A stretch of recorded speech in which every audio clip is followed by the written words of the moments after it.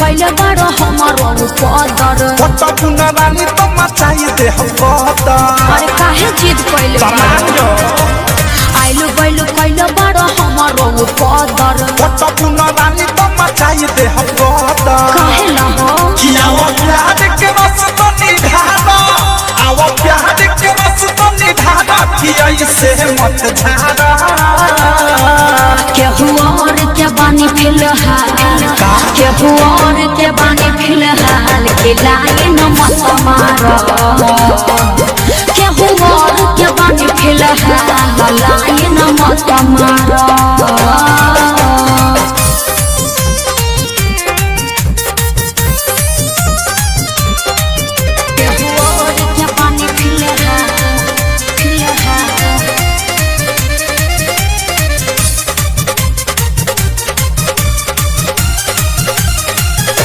दुआरी दोसर गोर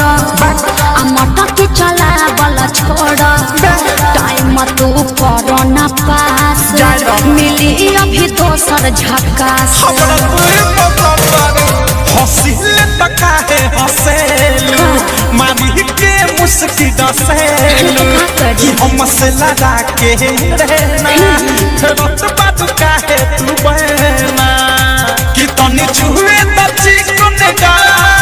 तनी छुए तची कोनेगा करे जरा मत कार हो केहू और के बानी फिलहाल केहू और के बानी फिलहाल खिलाई न मत मारो केहू और के बानी फिलहाल लाई न मत मारो केहू और के बानी फिलहाल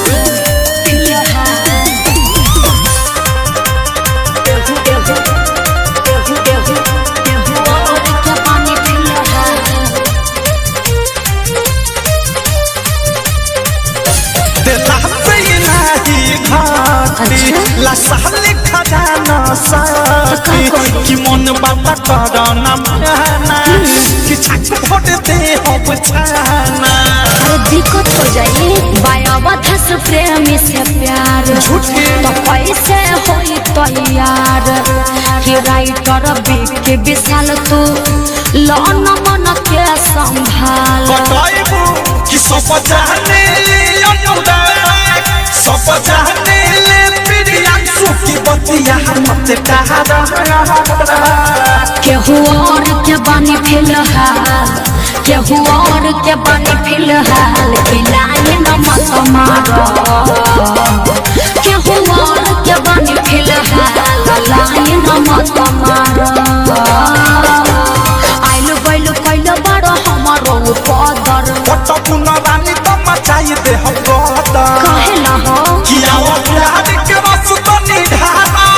आओ प्यार के रस तो निधारा कि ऐसे मत झारा केहू और के बानी फिलहाल